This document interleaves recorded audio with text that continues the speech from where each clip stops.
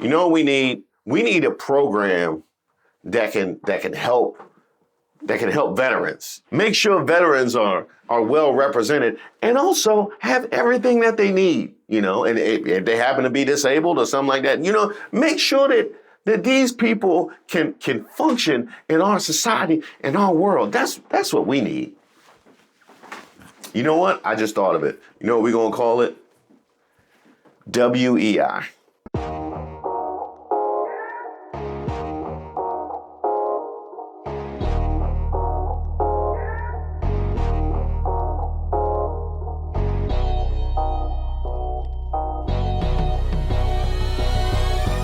Hey, shout out to all of our subscribers and members here on the channel. This is Who Raised Y'all, where we highlight those unique individuals going above and beyond to make our society worse. Okay, don't give me the work from home Friday works. I call a lot of people on Friday. They're not a person to get a hold of. You know, the kinds of people that'll be asking to speak to the manager at the pearly gates. I want to talk to the manager. Today's nominee, Fox News' Jesse Waters. Now, Harold and his ilk like to talk about the slash and burn corporate ethos.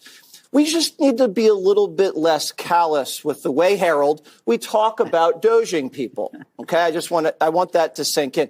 Now that sounded reasonable, you know, for him to say, let's be less callous. I don't see why we would drag him for that. Oh, you new to the channel. Oh yeah, you new to the channel. You don't know Jesse. Keep watching. Just keep watching. Hey, Jesse Waters, this you? Thousands of bureaucrats woke up today to a big, you're fired. 1,000 workers at the VA, fired. 2,000 workers at the Department of Energy, fired. 3,000 workers at the U.S. Forest Service, fired. And 1/10 of the CDC was fired too. It's all happening over Zoom. They log on, get fired, and are made to evacuate the building in 30 minutes. I got a question. So if it happened over Zoom, why did they have to come to the building? So you mean to tell me you made me take a shower, put on my good shirt and my cologne from Christmas, drive all the way down there just to get on a Zoom meeting to be fired? Is that what you? Because it seems like when you're going to fire people, you want to minimize the potential for incident. That would be maximizing the potential for incident. Elon just called himself the weed killer. We do need to delete entire agencies as opposed to leave part of them behind. It's kind of like if leaving a weed, if you don't remove the roots of the weed, then it's easy for the weed to grow back. Hey, Maga, yeah, all y'all affected by Doge? Yeah, they just called y'all weeds. What you running for? No, not weed, weeds. They want to cut out an agency. They can start with whoever's doing sound over at Fox News. Delete entire agencies. I heard that echo. Musk says, how many agencies do you really need to run a country? 99? Not 450, that's for sure. Musk is a corporate turnaround artist, and the government's his new pet project. The world's richest man's been sleeping on a couch and sometimes the floor of the Eisenhower building. Oh, well, see, but that's not for work purposes. He ducking baby mamas. Yeah. Multiple ones now. Just yesterday, Elon and Big Balls gutted $115 million of fat federal contracts. And they've gotten the libertarians turned on. I'm sorry, come again? Did it say Elon Musk and Big Balls in the teleprompter, or did you ad-lib that? He said it in the teleprompter. So you saw that it said Elon Musk and Big Balls, and you just read that? And by the way, all of this happened the same week as all of a sudden he has this newfound concern for callousness with the Doge cuts. Yeah, that's right. This is all within the same week. And he's not new to these callous streets. Oh no, Jesse Waters been on this for a minute. Thousands of bureaucrats woke up today to a big "you're fired." DOGE is dishing out spankings like daddy daycare. It's like going to your grandparents' house, throwing out their VCR and their stacks of tapes, just downloading Netflix for them. Here, Grandpa, you just hit this button here and press select. Even the holiday weekend couldn't slow DOGE down. There was a huge exodus over at the National Archives. Persnickety librarians were getting DOGE'd silly. The Dewey Decimal System's next. DOGE is a blessing from the heavens above. DOGE for thee, but not for me, Julie? Man, I wonder what changed his mind. I wonder what has Jesse Waters' eyes so open right now with people losing their jobs. Chris was a guy I met at a shooting event in New Jersey last year. Is Chris in the interview? Or this is another guy? This is Chris. Is it a male or female? Let me finish. Oh, 55 billion. I love you. And so he was a 20-year veteran of the U.S. military. He was one of these guys in one of these elite units, killed a lot of bad guys, put his life on the line. And now he punched out after 20 years and working for the Pentagon. And he's only been there a few months, so he's probationary. And he just found out he's probably going to get laid off. He's going to get DOGE'd. And he texted me and he said, Jesse, this isn't good. I'm upset. This is really sad. And this guy's not a DEI consultant. This guy's not a climate consultant. This guy is a veteran. Okay, let's stop us right here. So what I'm hearing is now we have to be concerned with our callousness towards the DOGE cuts because you know somebody that's been affected. I mean, all of these other people that were cut, I just felt like never knew anybody. They didn't have no family. They didn't have no friends. It's basically like the boy in the bubble, just thousands of boys and girls in bubbles, all grown up with no relationships that don't affect anybody if they lose their jobs. But now we got a real world person who knows Jesse Waters. You would have been better off saying nothing. You would have been better off saying nothing. Now, you would have been way better off if you would have said nothing before. But you would have been better off had you said nothing now, because what you are communicating to me is that everything that befalls everybody else is perfectly fine, but not when it affects you personally. That's what you're telling me. Like the kind of mentality that we have seen at play time and time and time and time again after the election, whether it be the farmers finding out, or whether it be the Latinos for Trump finding out, or the Black Magas finding out, you name them. All of a sudden, when it affects you, now it is a problem.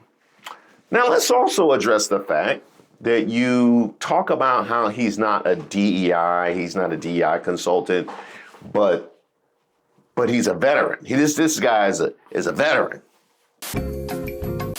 Well, first of all, I think that we have obligation to educate the public as to what DEI really is, because number one, it's not affirmative action as some might think.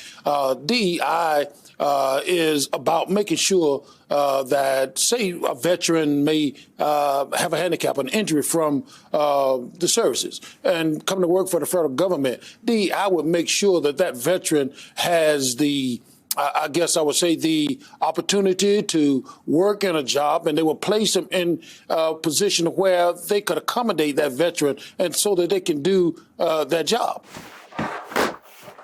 So DEI is about that and about providing services for workers. It's not about the color of a person's skin. And it's not a quota program. Let's just be clear. It means Absolutely. that, not, and it also, I think, for a lot of conservatives, they believe DEI just means black people getting jobs. And so when they see a black person in any job, they say, oh, that person's a DEIer. They said it about the literal elected vice president of the United States. Absolutely. She wasn't hired. She was hired by the American people. 80 million Americans voted for her, but they can't see through her race and gender. So it isn't just about hiring black people and women, right? It's about disabled veterans being accommodated. It's veterans returning from wars are also under DEI. Absolutely. And I see that as a veteran myself, right? I see this initiative as a direct impact and attack on veterans. Of the 2.2 million federal workers, 642,000 of those are veterans. And so this is, in my way of viewing this, is a direct attack against veterans as well. You know, the misunderstanding of what DEI really is, you know, it's on us to really educate the public as to what it really is all about. Now, let me ask you guys a quick question. Do you think that Jesse Waters, the host of a much-watched, because we live in the craziest timeline, cable news channel, right? Do we think that one of the primetime hosts on Fox News does not know that veterans are one of the primary beneficiaries of DEI? Or is he aware of that and he is willingly creating distance between the two? Which one do you think is happening here? And also, which one is worse? Which one is worse? The primetime host not knowing that, as much as they love to rail about DEI, not knowing the basic core function of DEI, or him intentionally trying to mislead his audience? I think him intentionally trying to mislead his audience is worse, which is why I think he genuinely doesn't know. Because if you are Fox News, you have to do as much as you can to distance yourself from the next defamation lawsuit. So if you want your audience to be uninformed, it helps if your hosts are also uninformed. All of this finding out we're seeing from Maga right now is because of stuff like this. He ain't a DEI consultant. He's a veteran. And this guy's not a DEI consultant. This guy's not a climate consultant. You know, this guy is a veteran. So when you're talking about DOGE'ing people, veterans should get priority. Because if you're going to go out there and kill enemies and put your life on the line for this country, you shouldn't be in the same category as people that are doing DEI. I think he genuinely does. I think he genuinely doesn't. I think he doesn't know. I think he doesn't. Yeah, I think he doesn't know. Because he went right back there. Like, if he knows this is an Emmy-worthy performance, you know what I mean? This is the kind of stuff careers are made of. If he in fact knows, the only thing that would make this better is if he went and said, you know what we need? You know what we need? We need a program that can help veterans. Make sure veterans are well represented and also have everything that they need, you know, and if they happen to be disabled or something like that, you know, make sure that these people can function in our society, in our world. That's what we need. You know what? I just thought of it. You know what we're going to call it? WEI. Now, Harold and his ilk like to talk about the slash and burn corporate ethos. We just need to be a little bit less callous with the way, Harold, we talk about DOGE'ing people. Okay, I want that to sink in. You're arguing with yourself. No, I am not guilty of that. Yes, Harold, he is arguing with himself because Harold has seen this. Thousands of bureaucrats fired. 1,000 workers fired. 2,000 workers fired. I finally found one person I knew that got Doge, and it hit me in the heart. It hit Jesse Waters in the heart. And oh, what a soft, warm, and welcoming heart that happens to be. I got White Dudes for Harris right here, and I'm not going to put it on. For one reason, I don't want to mess up my hair, but two, I'm not for Harris, so I'm going to give it to you. A white dude for Harris. You are white, right? You're white. Are you half? I'll give it to my father-in-law. Okay. You wear that. You wear that, Harold. I give this as a gift. Thank you. And you put it on your beautiful head. I appreciate that. Red, white, You and won't blue. wear it, so you're not a Harris supporter. I am. You're not going to mess up your hair. Look at it. I'm a huge. Come on, Harold. Put the hat supporter. on. And let's talk about foreign policy. What is her foreign policy? This is where the president has his most impact. You have a lot of room to maneuver there as commander-in-chief. We don't know who she is. We don't know what she believes. She's going to get paralyzed in the Situation Room while the generals have their way with her. Right now, Jesse Whoa, Jesse, I don't like that. Now you know it's bad when you lost Jeanine Pirro. Like when you lose Jeanine Pirro, you got a serious problem. That's almost as bad as Jeanine Pirro cutting you off. There's been some attention to comments I made on the show yesterday about VP Harris. People are misconstruing my comments to mean something inappropriate. I wasn't suggesting anything of a sexual nature. I was expressing my opinion that Vice President Harris's current leadership style could be an issue if elected. Yeah, because we never heard nothing like that from you before. So that's great. You already done said big balls, and that was months after that. Huh?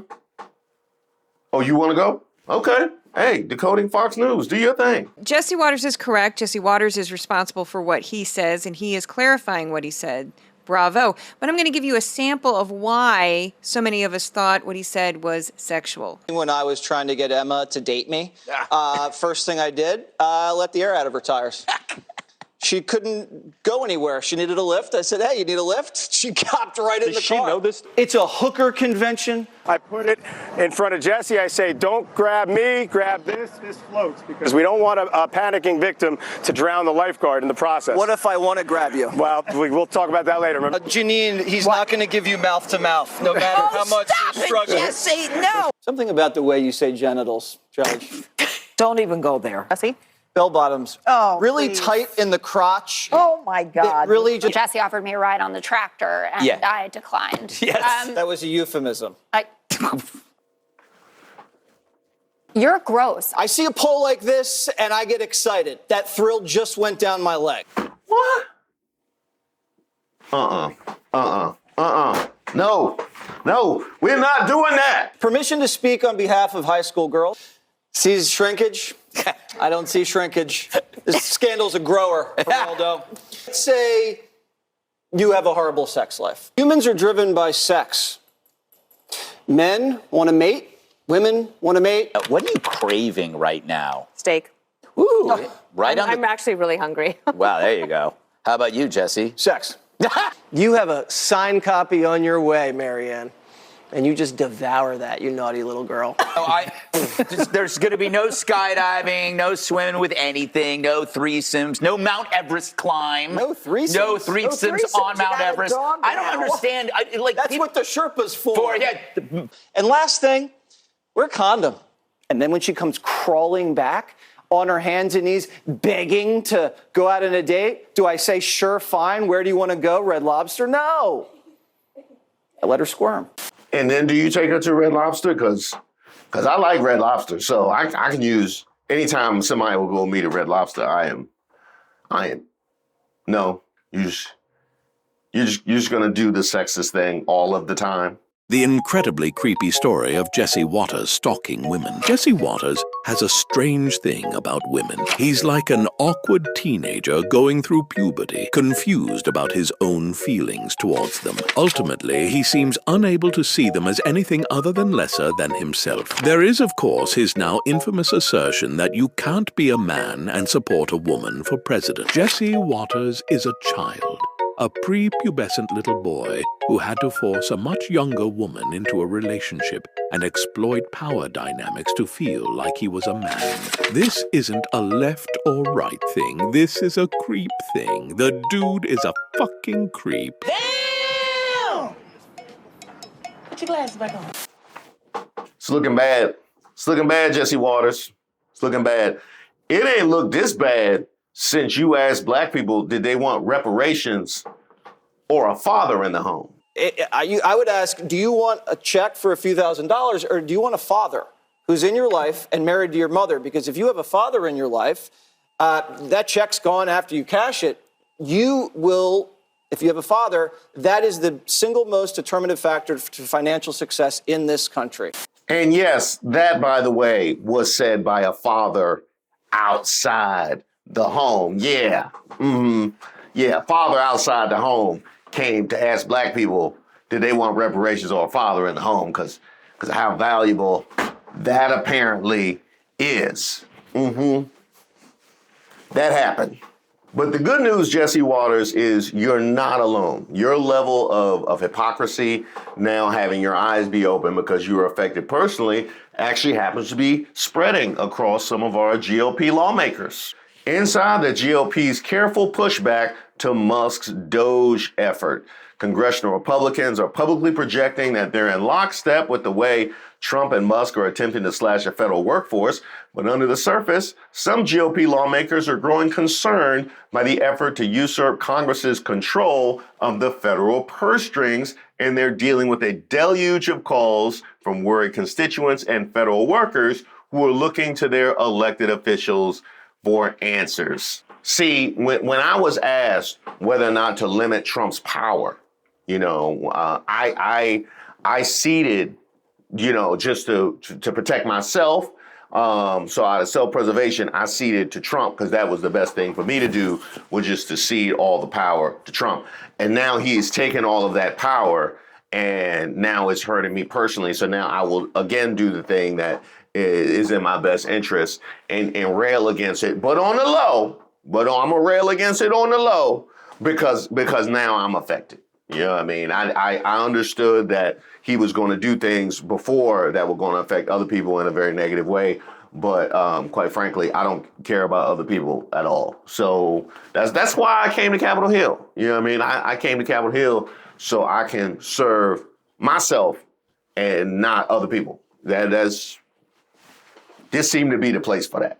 GOP Rep. Don Bacon of Nebraska, who supports the idea of auditing the federal government, has asked the administration to go line by line through U.S. Agency for International Development Funding, USAID, and push them to preserve the programs that serve the country's national security interests. GOP Rep. Zach Nunn of Iowa, who's heard from several federal workers in his district, has been opening case files and reaching out to the White House and relevant agencies to advocate on their behalf.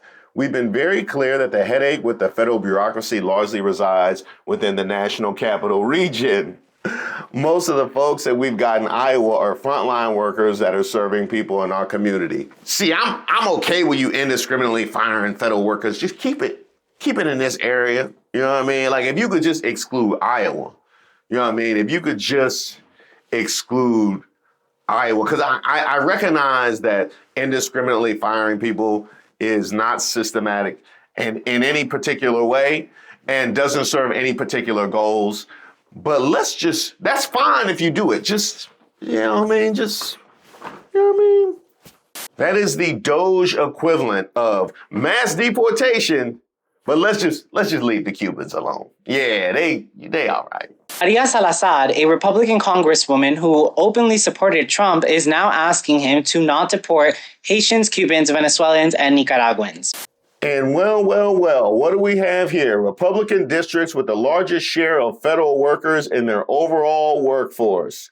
We got Virginia, Alabama, Oklahoma, Arkansas, Maryland, North Carolina, Utah, Texas, Colorado, and Georgia. And guess what? They knew that before they gave Elon Musk and Donald Trump all of this power. But they didn't say they was going to fire? No, they did. They absolutely stated their intentions. But now it's a problem. Some Republicans are taking the issue head on by privately sitting down with reps from the largest federal employee union this week, including GOP reps Pete Stauber of Minnesota and Pete Sessions of Texas. Stauber, a former police officer, told CNN he supports making the government more efficient, but he acknowledged there are bright spots in his workforce. I would say so. GOP Senator Bill Cassidy of Louisiana, a former physician, told CNN he's been communicating with universities in his state about how proposed cuts to the National Institutes of Health could dramatically harm their research abilities. Meanwhile, Senator Susan Collins of Maine has been more direct in her opposition to various cuts Trump and Musk have tried to make. She publicly criticized the administration's mandate to freeze federal aid that was ultimately rescinded. And she released a statement Monday advocating against the NIH cuts. You know what I suggest y'all do, all you representatives, and there's many of them in this particular article. You know what I suggest y'all do? Why don't y'all do a town hall? You know what I mean? I think that people would like that. Yeah, I think that whatever anger that MAGA may be feeling towards you will be totally melted by your presence. I think you show up in front of them, they will melt. Move this man! Because I've been seeing what they've been saying online, and I think, quite frankly, they're ready to say it in person. How it started and how it's going. I'm crying my eyes out as Trump meets with Hurricane Helene victims. Now the White House denies Georgia's request for extended Hurricane Helene relief. That's crazy. You know what I mean? To think how seriously I took you crying your eyes out at the man who wasn't president, who had politicized a storm and misrepresented what relief was available to score political points. So the fact that I took you seriously when you say you were crying your eyes out, that he showed up only to get in office and cut the extended relief, that's crazy. You know what I mean? Who could have seen that coming?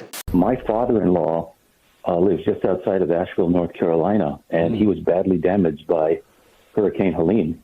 And he has refused all FEMA help because he's a hardcore Trumper. And he literally believes that if he accepts anything from FEMA, they're going to take his house. I don't understand how so many people are under the spell of this freaking con man. I don't understand it. Dozens of female Republican officials who've been fired by the Trump administration's anti-DEI policies are complaining that Trump's firings were supposed to be according to race, not gender. Hashtag DEI. Cue the music.